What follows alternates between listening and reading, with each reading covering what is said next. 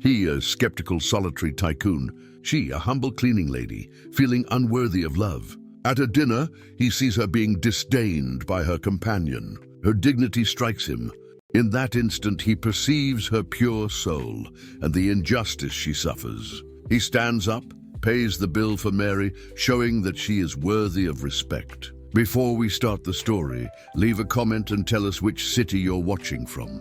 Enjoy the story. The sun hadn't yet risen when Mary Walker pushed through the revolving door of the Sterling Corporate Building in downtown Chicago. Her footsteps echoed on the polished marble of the lobby as she headed for the service elevator, carrying her cleaning cart and a worn backpack containing her personal belongings. It was Thursday, 5:30 in the morning, and she had been there for 3 years, always punctual, always discreet. At 28, Mary had learned to become invisible. It was a skill she had developed since childhood, growing up in Englewood on Chicago's South Side, where her mother, Mrs. Johnson, had raised 3 children alone, working as a house cleaner. Mary was the middle child, the one who always tried not to cause trouble, the one who studied until she finished high school, even though she had to work from the age of 15 to help at home. The elevator stopped on the 22nd floor, where the most luxurious offices in the building were located. Mary knew every inch of those corridors, every picture on the walls, every ornamental plant that she watered carefully. She knew where each executive liked to leave their coffee cup, which bathroom needed special attention, how many sheets of paper were usually scattered around the printer. While preparing her cleaning supplies, Mary thought about the conversation she had with her younger sister the night before. Jessica, who at 23 had gotten a job as a receptionist in a medical clinic, didn't understand why Mary didn't try something better. "Mary, you're smart, you're pretty. Why do you settle for this? You could take a course, try for an office job." "I don't know," Jessica had said, sitting in the small living room of her apartment in Austin, where Mary had lived alone since her mother had moved to Phoenix to take care of her grandmother. Mary had smiled sadly. How to explain that she had tried? That she had taken computer and English courses on Saturdays, using the little money she had left over. That she had sent resumes to dozens of openings, but something was always missing: experience, a referral, or simply that profile that the interviewers were looking for, and she knew she didn't have. "I'm just the cleaning lady, Jess," she had replied without bitterness, but with a resignation that ached in her chest. And there's nothing wrong with that. It's an honest job. But it was more than that.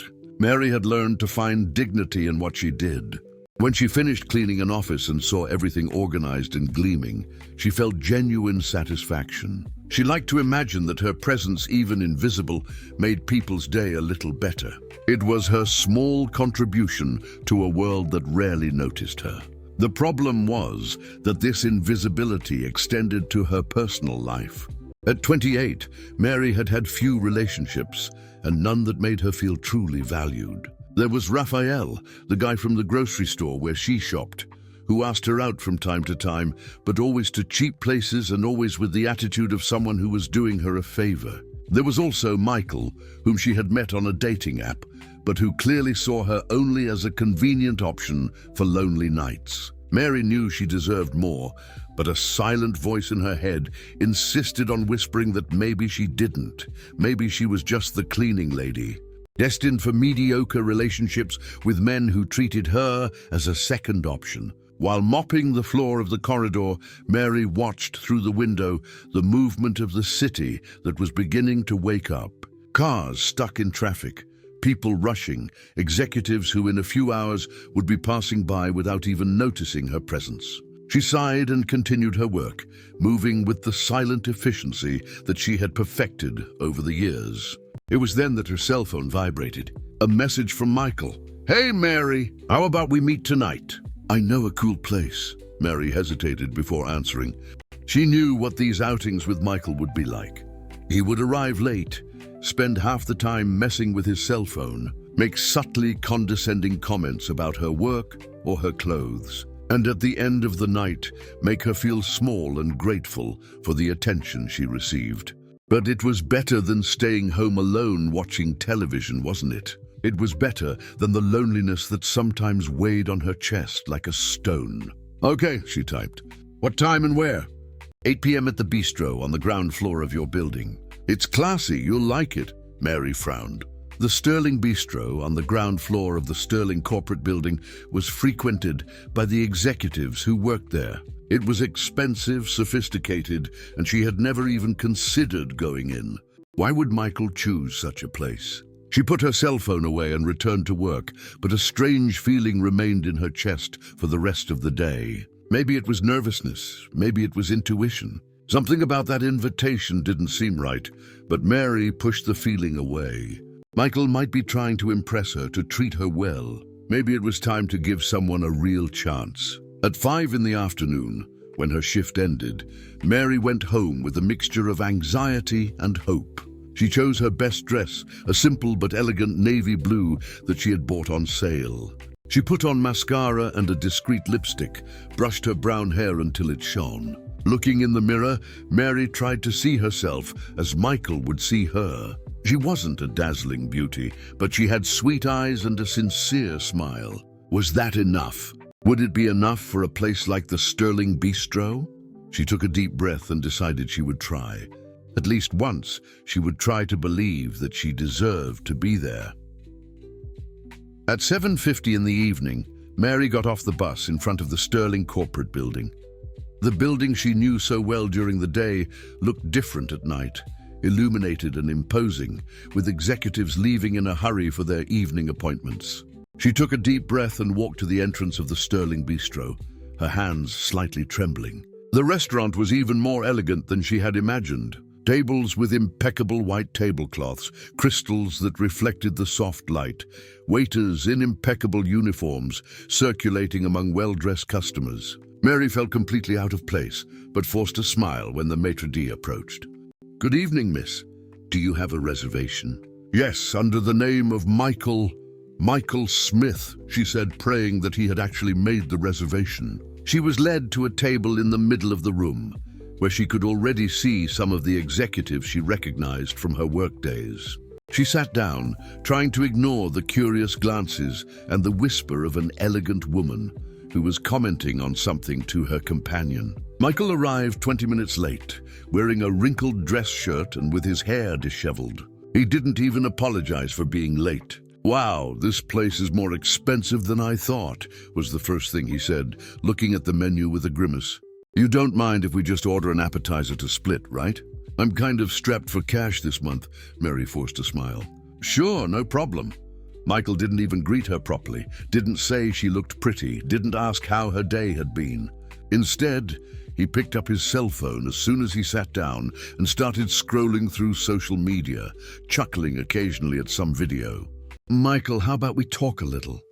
Mary tried after a few minutes of silence. "Oh, sure," he replied, without looking up from the screen. "How was work? Clean up much dirt today?" The question came out with a tone that made Mary shrink internally. There was something mocking, condescending, as if he were amused by her situation. "It was a normal day," she replied, trying to maintain her dignity. 3 tables away, Arthur Sterling watched the scene with growing irritation. He'd arrived at the restaurant a few minutes earlier, as he did every Thursday, for his solitary dinner after another exhausting day running his business empire. At 40, Arthur owned one of the largest investment and technology companies in the country, but his personal life was a desert of superficial and self-serving relationships. He had noticed Mary as soon as she entered. Not because she was extraordinarily beautiful, but because he recognized her.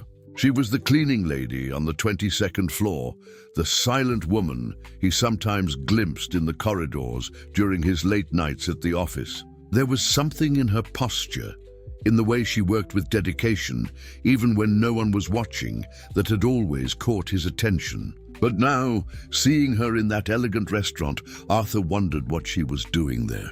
And more importantly, why was the man in front of her treating her with such disrespect? "Waiter!" Michael called out rudely, without looking at the young man who approached.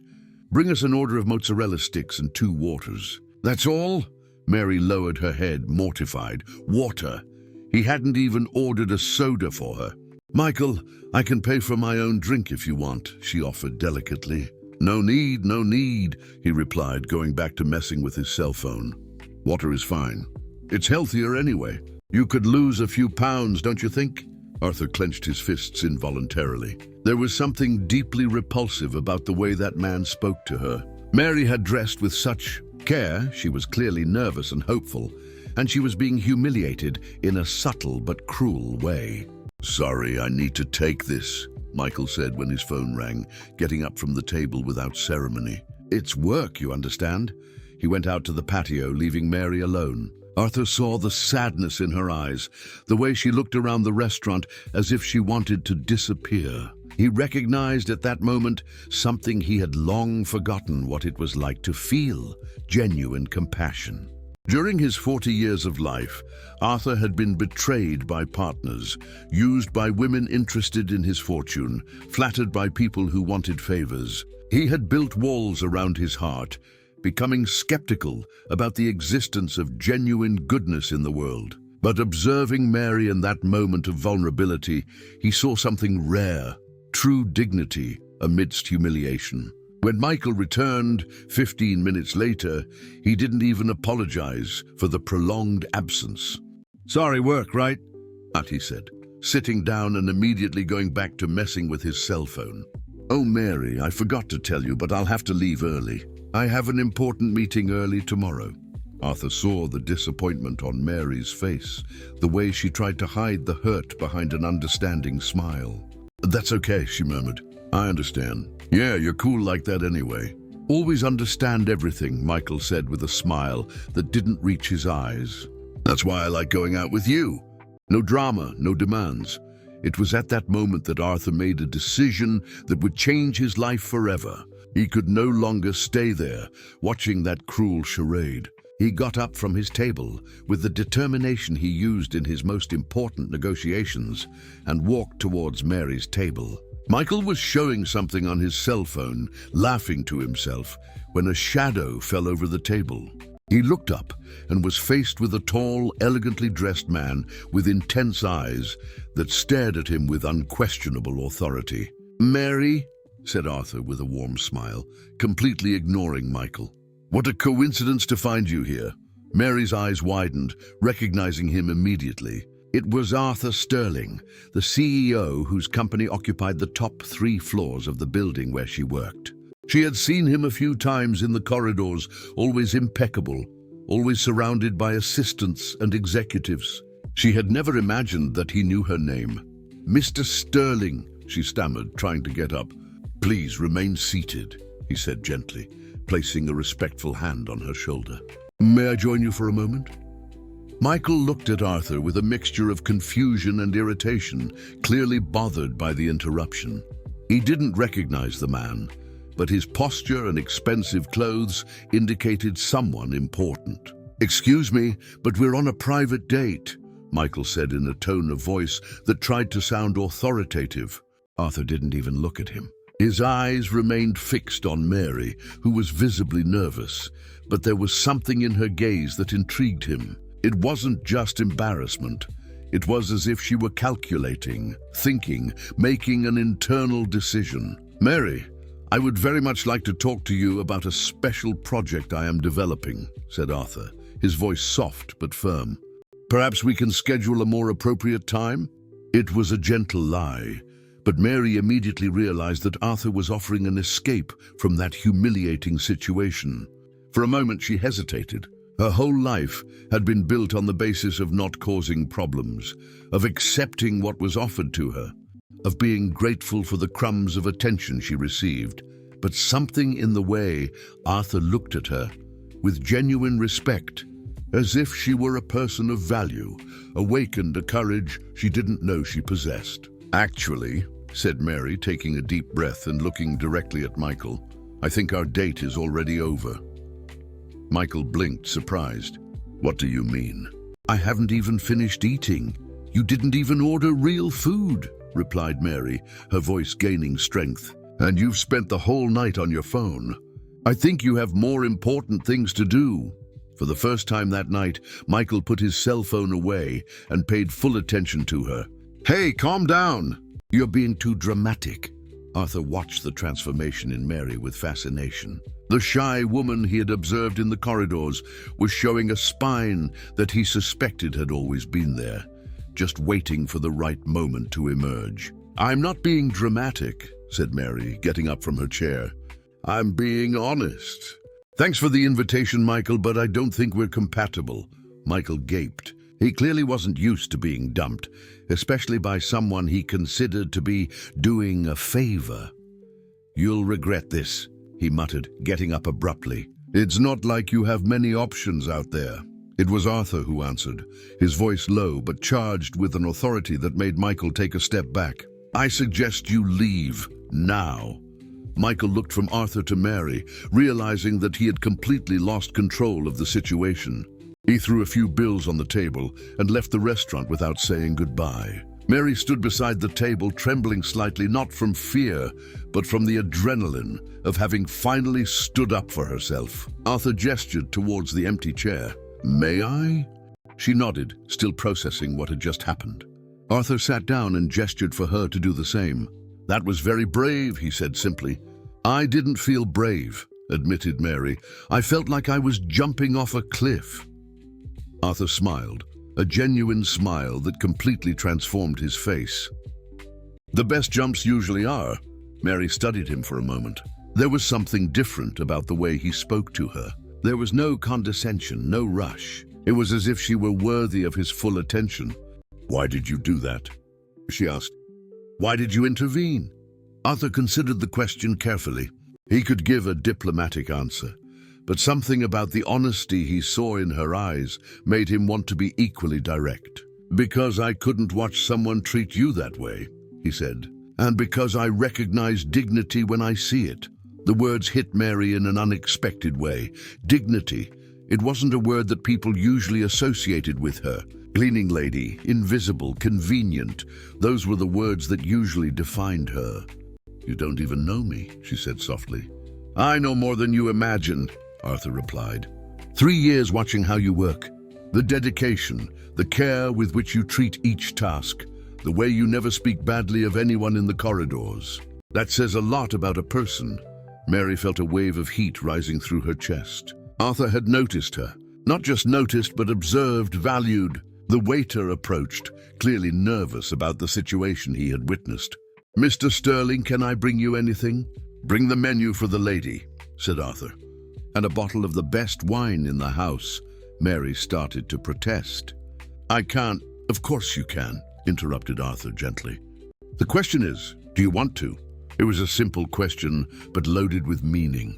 It wasn't about the wine or the expensive food. It was about whether she was willing to believe that she deserved to be there, that she deserved to be treated with respect. Mary thought of her mother, who always told her to hold her head high, regardless of the circumstances. She thought of all the times she had settled for less than she deserved. She thought of the courage she had found moments before to dump Michael. "Yes," she said, looking directly into Arthur's eyes. "I want to." While they waited for the menu, they began to talk. Arthur asked about her dreams, her fears, her family. Mary, initially hesitant, found herself sharing things she rarely said to anyone. She talked about her mother, about how she had given up her own dreams to help the family, about the quiet satisfaction she found in her work. Arthur, in turn, spoke about the loneliness that came with success, about how he had lost faith in the genuine goodness of people, about how the business world had hardened his heart. "Sometimes I think I've forgotten what it's like to have a real conversation," he admitted. "Everything in my life is strategy, negotiation, interest. And now," asked Mary, "is this a real conversation?" Arthur looked her in the eyes, and for the first time in years, he felt something he had forgotten existed, genuine hope. "Yes," he said, "I think it's the most real I've had in a very long time." In the 2 weeks that followed the meeting at the Sterling Bistro, Mary felt as if she were living in a dream. Arthur had asked for her phone number that night, and since then they had met 3 times. Long conversations in discreet coffee shops, a lunch in a restaurant where Arthur made sure they wouldn't be disturbed, and even a walk in Lincoln Park, where they talked for hours about everything and nothing. Mary discovered that Arthur was different from everything she had imagined about rich men. He listened genuinely, asked questions about her life as if her answers really mattered, and never made her feel inferior because of her background. Even more surprisingly, he seemed to find in her simplicity something he had long lost in his sophisticated life. But at work, something had changed. It all started with glances. Mary noticed that some of the receptionists were observing her with curiosity when she passed through the lobby. Then came the whispers that ceased abruptly when she approached. Finally, on the second Friday after the meeting, came the direct confrontation. "So, it's true that you're dating Arthur Sterling?" asked Patricia, one of the cleaning supervisors, while Mary organized her cart in the storage room. Mary felt the blood run cold. "How did you find out about that?" "Honey, half of Chicago already knows," said Patricia with a malicious smile. "You were seen at the Sterling Bistro, then at the Intelligentsia Coffee. One of the secretaries on the 25th floor took a picture of you in the park." Mary's heart raced. "Picture? It's circulating on the company's WhatsApp. Everyone is commenting. The cleaning lady who snagged the Millionaire CEO." Patricia laughed, but there was venom in her voice. "Clever, I can't deny." Mary leaned against the cart, feeling dizzy. "It's not how you're thinking." "Of course not, honey," said Patricia, leaving the storage room. "It never is." The workday became a nightmare. Mary felt the stares following her through the corridors. She heard fragments of conversations that ceased when she approached. In the elevator, two secretaries whispered and laughed, looking in her direction. "You must be good in bed to get his attention. Imagine his family when they find out. Poor thing. Doesn't know what's coming." Mary pretended not to hear, but each word was like a stab. When she finally arrived at the 22nd floor, she found an even worse situation. Several of the administrative employees were gathered near the printer, clearly discussing something with excitement. When they saw her, the silence was instantaneous. "Excuse me," murmured Mary, trying to pass with her cart. "Mary," called Sandra, one of the human resources managers. "Can I talk to you for a moment?" The tone was formal, cold. Mary followed her to a small meeting room, her heart beating erratically. "Sit down, please," said Sandra, closing the door. "I have received some complaints about inappropriate behavior in the workplace." "Inappropriate behavior?" repeated Mary, confused. "Relationships with hierarchical superiors are discouraged by the company, Mary, especially when there is such a significant difference in positions." Mary felt the world spinning around her. "I have never mixed my personal life with work. Never." "But your personal life is affecting the work environment," said Sandra. "The other employees are uncomfortable. There are rumors of favoritism, that you may be using your closeness with Mr. Sterling to obtain advantages." "What advantages?" Dee asked Mary, her voice coming out louder than she intended.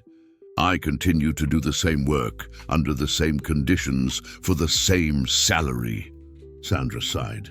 "Mary, you need to understand your position here. Mr. Sterling is the CEO of the company. You are a cleaning employee. The social difference is considerable. People talk."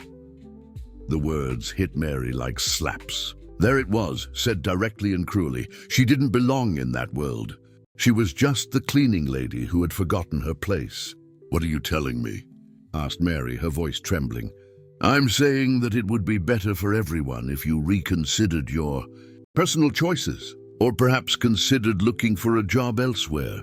Mary left the meeting with wobbly legs. The rest of the day passed in a fog of humiliation and pain.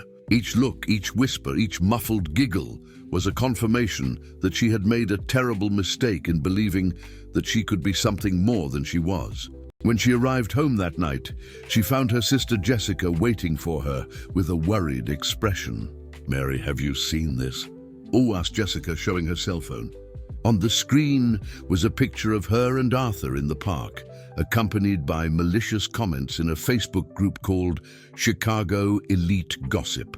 The comments were cruel. Gold digger in action. She must be pregnant. He must be going through a midlife crisis. Mary collapsed on the sofa, all her insecurities returning with full force. I knew it was too good to be true. Mary, don't listen to these people, said Jessica, sitting down beside her. If he likes you. But they're right, interrupted Mary, the tears finally starting to fall. I'm just a cleaning lady. What was I thinking? How could I believe that someone like Arthur Sterling would really be interested in someone like me? Her phone rang. It was Arthur. I'm not going to answer, she said, rejecting the call. The phone rang again and again. Finally, a message appeared. Mary, we need to talk. I know things are difficult, but don't give up on us, please. Mary looked at the message for a long time. Part of her wanted to run to him, to believe that they could overcome any obstacle.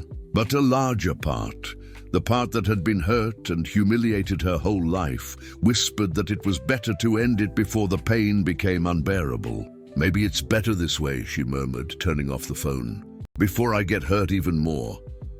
For 3 days, Mary didn't go to work. She called in sick, which wasn't completely a lie. She felt physically ill whenever she thought about going back to the building and facing the judgmental stares. She spent the days on the sofa watching television without paying attention, ignoring Arthur's insistent calls. On Wednesday morning, a firm knock on the door made her get up reluctantly. When she opened it, she was faced with her mother, Mrs. Johnson, carrying a small suitcase and a determined expression on her face. "Mom, what are you doing here?" asked Mary, surprised. "Your sister called me," said Mrs. Johnson, entering without ceremony. "Said you were doing something foolish and needed a serious conversation." Mrs. Johnson was 62 years old. Grey hair, always tied in an impeccable bun, and hands calloused from decades of working as a house cleaner. But her brown eyes were identical to Mary's and shone with an intelligence and wisdom that life had taught her. "Jessica exaggerated," murmured Mary, returning to the sofa. "You don't need to worry." Mrs. Johnson observed her daughter for a moment, disheveled hair, wrinkled clothes, eyes swollen from crying. She sighed and sat down beside her. "Tell your mother what happened," and Mary told everything. The meeting with Arthur, the feelings that had blossomed between them, the humiliation at work, the gossip, the meeting with Sandra. When she finished, she was crying again. "I was an idiot, Mom. I thought I could be something I'm not." Mrs. Johnson was silent for a long moment, processing the story. When she finally spoke, her voice was firm and clear. "Mary Walker, you are being a coward." Mary raised her head, shocked. "What do you mean?" "You are letting other people define your worth," said Mrs. Johnson. "I always taught you that our work is honest and worthy, but I never said it was all you could be." "But Mom, you saw the comments, the gossip." "I saw, so what?" interrupted Mrs. Johnson. "You think when I started working as a house cleaner in rich people's homes, I didn't hear mean comments? You think they never looked at me as if I were inferior?" Mary had never thought about that. Her mother had always seemed so strong, so sure of herself. "The difference," continued Mrs. Johnson, "is that I never let their opinion change who I was inside. I knew my worth regardless of what they thought." "But they're right," insisted Mary. "I'm just a cleaning lady." "Just a cleaning lady," repeated Mrs. Johnson, her voice rising an octave. "Honey, you've worked for 3 years in the same place. You are respected by your supervisors. You've never missed a day because of laziness. You help support this family with dignity." "That's not just anything." Mrs. Johnson got up and began to walk around the room.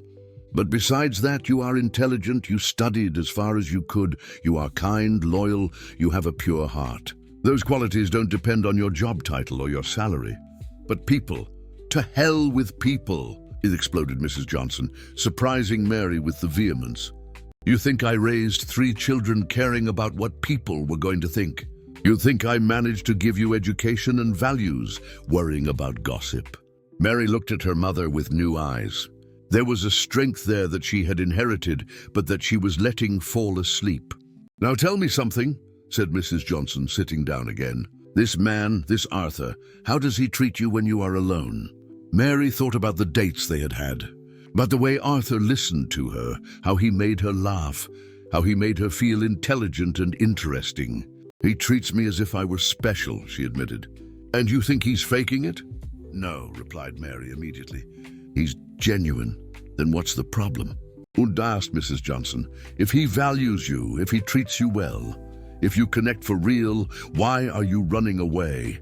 "Because I'm afraid," whispered Mary, "afraid of not being enough. Afraid that he will eventually realize that he can have someone better." Mrs. Johnson took her daughter's hands in her own. "Mary, you remember when you were 8 years old and wanted to join the school choir?" Mary nodded. It was a distant but sweet memory. "You were afraid because you thought your voice wasn't good enough. Remember what I told you? That it wasn't about having the prettiest voice," murmured Mary. "It was about having the courage to use the voice that God gave me." "Exactly. And you sang in the choir for 3 years, and it was beautiful to hear." Mrs. Johnson got up and went to the window. "This Arthur has already heard you sing. He chose your voice among all the others. The question isn't whether you are enough. The question is whether you have the courage to continue singing." At that moment, Mary's phone rang. It was Jessica. "Mary, you need to see something," said her sister, her voice full of excitement. "Turn on the TV to Channel 7 now." Mary picked up the remote control, her hands trembling. On the screen appeared the host of a gossip show, and Mary's heart almost stopped when she saw her own picture appear next to Arthur's. Businessman Arthur Sterling, known for his absolute discretion about his personal life, surprised everyone by cancelling all meetings of the week. Sources close to him reveal that he's planning something unprecedented for this weekend. Rumors point to it being related to the employee of his company with whom he was recently seen. Mrs. Johnson approached the television, her eyes shining. "Looks like your man isn't running away from the fight, honey." Mary felt something stir in her chest. It wasn't just hope.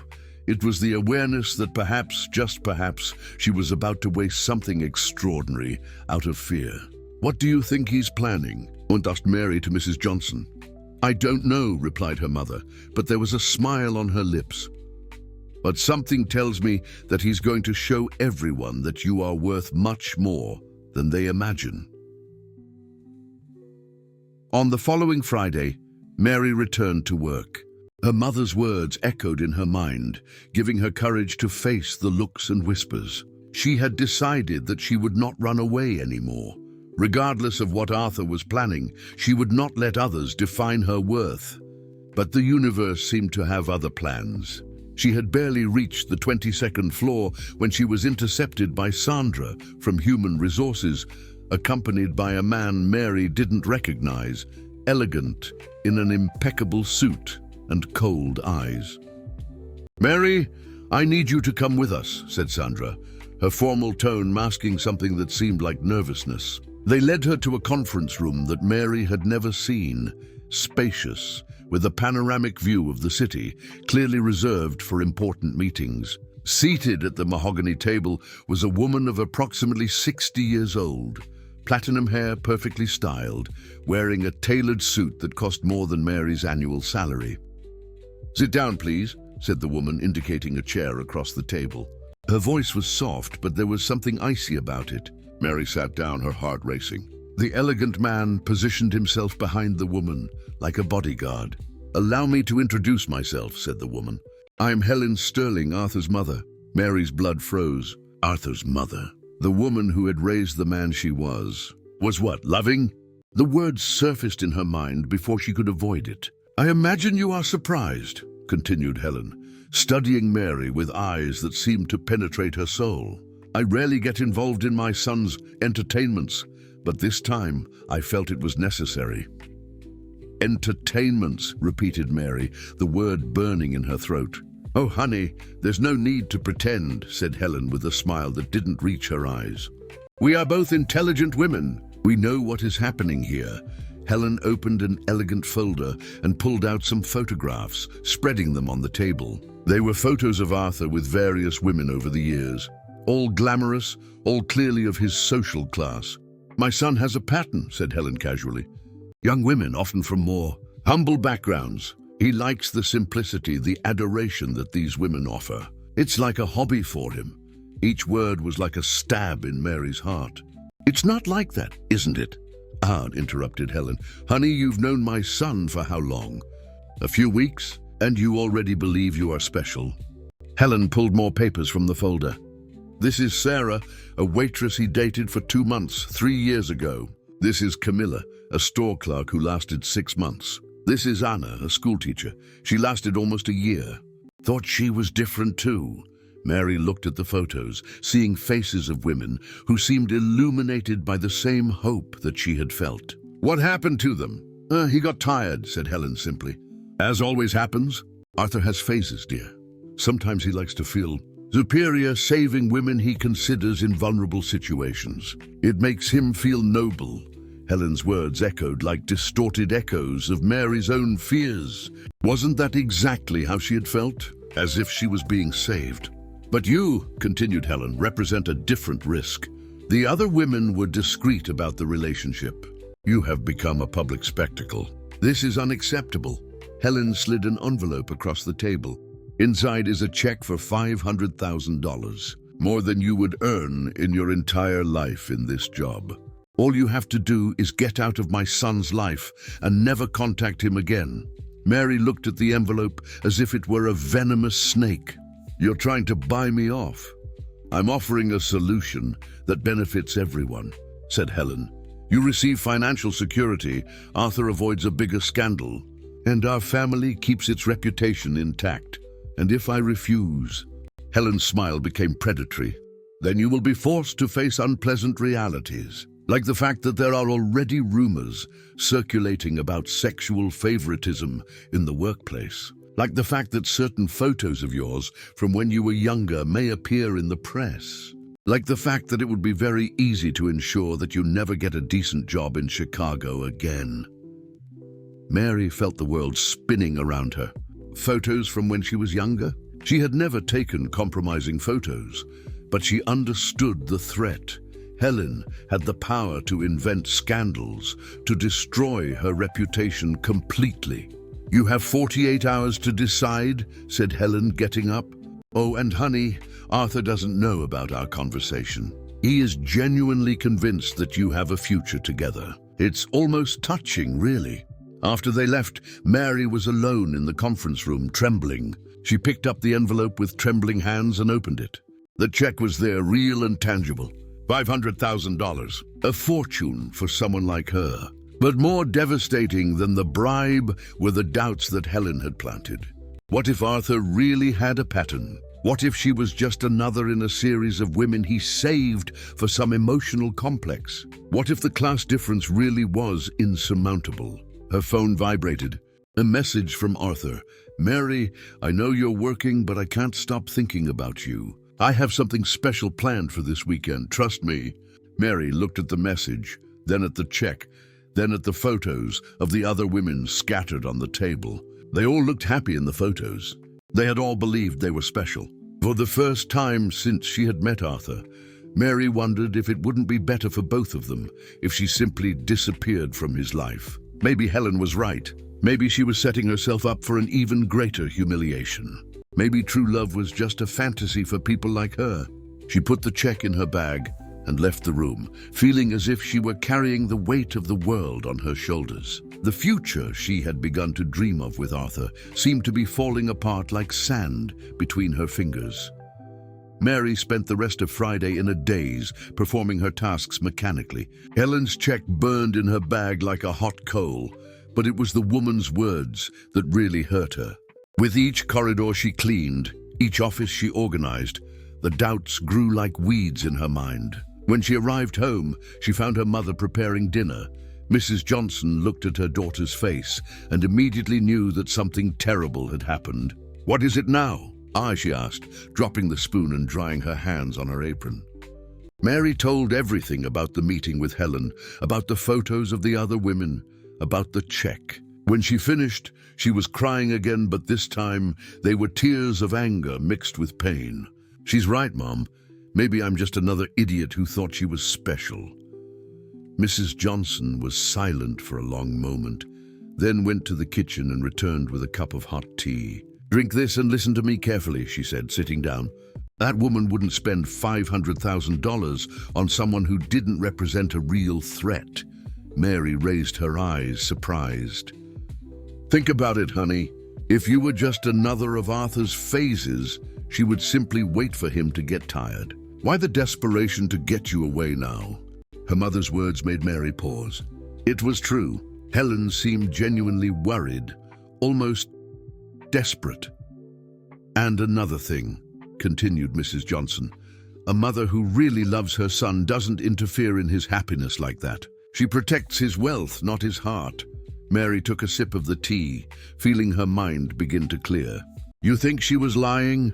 I think she was terrified," replied Mrs. Johnson. "Terrified because for the first time, her son found someone real.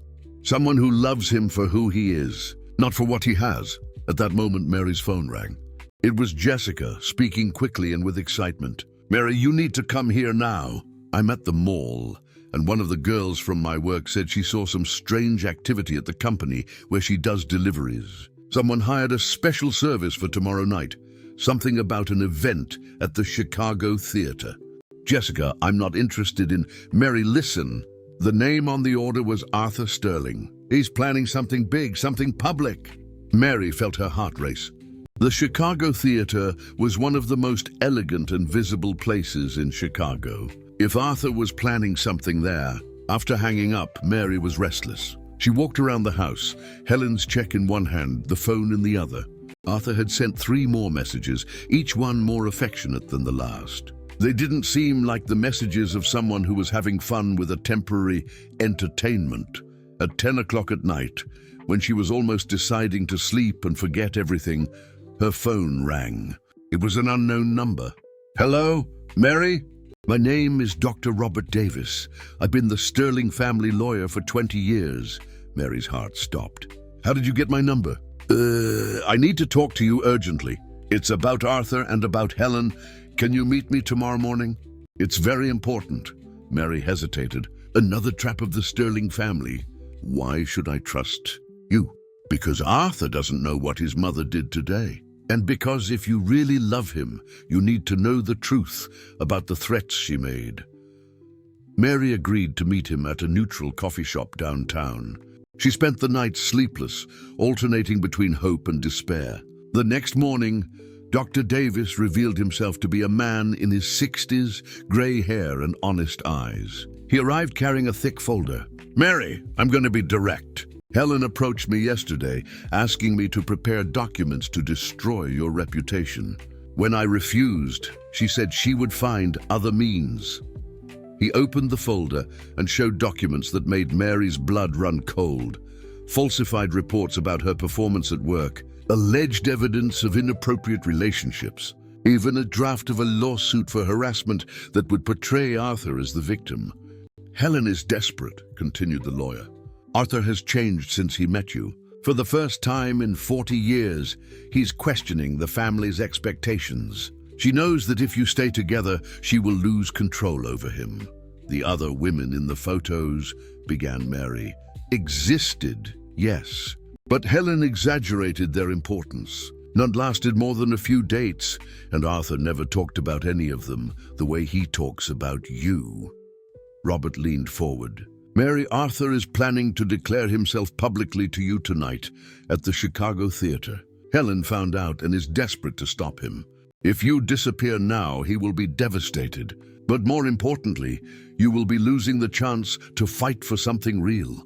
Mary looked at the documents scattered on the table, evidence of the cruelty that Helen was willing to use against her. Then she thought of Arthur's words, the way he looked at her, the way he made her feel valued. "What do you think I should do?" she asked. "I think you should show up tonight and show Helen Sterling that she underestimated the wrong woman." When Mary arrived home, she found her mother waiting for her with a dress that had belonged to her grandmother. A dark blue dress, simple but elegant, that had been kept for decades. "It's time for you to stop running, honey," said Mrs. Johnson, holding out the dress. "It's time to fight for what you want." Mary took the dress, feeling the weight of the decision she was about to make. Tonight, at the Chicago Theater, she would face not only Helen Sterling and all of Chicago's elite, but also her own fears about who she was and what she deserved. The battle was just beginning. At 7 o'clock on Saturday evening, Mary was in front of the mirror in her room, wearing her grandmother's blue dress. Mrs. Johnson had arranged her hair in a simple but elegant style, and a discreet touch of makeup enhanced her naturally beautiful eyes. "You look beautiful, honey," said Mrs. Johnson with tears in her eyes. "Your grandmother would be proud." Mary took a deep breath, picked up the bag where she still kept Helen's check, and left home with her heart beating like a war drum. The Chicago Theater was illuminated and bustling when she arrived. Luxurious cars were dropping off elegantly dressed passengers, and Mary felt as if she were entering a world that didn't belong to her. But her mother's words echoed in her mind. "You have as much right to be here as anyone." At the entrance, a security guard checked her name on a list. Arthur had arranged for her to be included. When she entered the majestic lobby, Mary saw that it was a charity event for a local organization. Hundreds of people were circulating, talking and laughing, glasses of champagne in their hands. It was then that she saw her, Helen Sterling, magnificent in a gold evening gown, surrounded by other members of high society. Her eyes met Mary's immediately, and her face contorted into an expression of barely disguised fury. Helen approached quickly, accompanied by two other elegant women. "What a surprise to see you here," said Helen, her voice sweet but venomous. "I thought we had reached an understanding." "We did," replied Mary, taking the check out of her bag. "I understood exactly who you are." And in front of everyone present, Mary tore the check into small pieces, letting them fall on the marble floor. A murmur spread through the crowd. Helen was livid. "You have no idea what you've just done," whispered Helen. "I will destroy you." "No," said a familiar voice behind Mary. "You won't." Arthur appeared, impeccable in a tuxedo, but his eyes shone with the determination that Mary had never seen. He positioned himself beside her, taking her hand firmly. "Arthur, darling," said Helen, trying to regain her composure. "How good of you to arrive." "We were just chatting." "I know exactly what you were chatting about," said Arthur, his voice carrying an authority that made Helen recoil. "I know about the check, about the threats, about the false documents you ordered." Helen paled. "I don't know what you're talking about." "Dr. Davis told me everything this morning," continued Arthur. "How you tried to bribe the woman I love. How you tried to destroy her reputation. How you tried to manipulate me during all these years." The lobby had fallen silent. All conversation ceased. All eyes turned to the drama that unfolded. Arthur turned to the crowd, still holding Mary's hand. "Many of you must be wondering who this woman next to me is," he said, his voice echoing through the lobby. "Her name is Mary Walker, and she is the most extraordinary person I have ever met." Mary felt the tears begin to form in her eyes. "She works as a cleaning employee in my building," continued Arthur, and Mary heard some murmurs of surprise. "And through her work, she demonstrates more dignity, more integrity, more nobility of character than anyone I have ever met in this social circle." Helen tried to interrupt, but Arthur raised his hand. "For 40 years, I have lived surrounded by people who see me only as a bank account, who feign interest in me only for what I can offer. Mary is the first person who saw me as a man, who was interested in my dreams, my fears, my soul." Arthur knelt right there, in the middle of the crowded lobby, pulling a ring from his pocket. "Mary Walker," he said, his voice trembling with emotion, "you taught me that true love has no price, no social class, no appearance. You showed me that real wealth is in kindness, in honesty, in the courage to be who you are, regardless of what others think." Mary was crying openly now, but they were tears of joy. "Will you marry me?" he asked Arthur. "Not because I'm rich, not for status or convenience, but because we complete each other in a way that I never thought was possible." Mary looked around the lobby, seeing hundreds of faces watching. Some looked shocked, others emotional, many clearly touched by the sincerity of the moment. Helen was livid, but there were other people smiling, women with tears in their eyes, men nodding approval. "Yes," said Mary, her voice strong and clear echoing through the lobby. "Yes, I want to marry you." The lobby exploded in applause. Arthur stood up and kissed her, while the crowd surrounded them with congratulations. Mary saw in the midst of the celebration Helen Sterling leaving the theatre hastily, defeated. Later, when they were alone on the theatre's terrace, looking at the illuminated city, Arthur took Mary's hands. "Did you know you were going to say yes?" he asked. "No," admitted Mary. "For a moment I almost ran. I almost believed that I didn't deserve this. And what changed?" Mary smiled, thinking of her mother, of her words about having the courage to use the voice that God had given her. "I realized that true love isn't about deserving. It's about choosing to fight for it, even when the whole world says it's impossible." Arthur kissed her again, and Mary knew that she had found not only love, but also herself. The invisible cleaning lady had become a woman who knew her own worth, and no one could ever take that away from her. 6 months later, they were married in a simple but emotional ceremony, where Mrs. Johnson walked her daughter down the aisle, and where Mary wore the same blue dress as her grandmother. Helen Sterling did not attend, but hundreds of people who had witnessed the declaration at the theatre were there, celebrating a story that proved that true love really can conquer any obstacle. Mary's story teaches us that our worth is not determined by our profession, our bank account, or our social background, but by the purity of our heart and the courage to fight for our dreams. Dear listeners, we hope that Mary's journey has touched you deeply.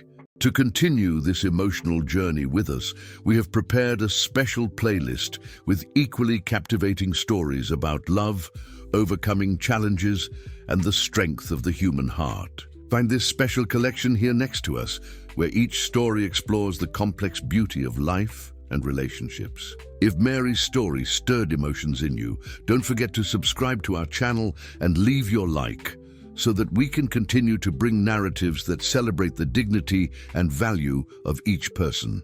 Daily, we share unique stories that remind us that we all deserve love and respect, regardless of our circumstances. Don't miss our upcoming content, and find us in the comments to share your own stories of courage and transformation.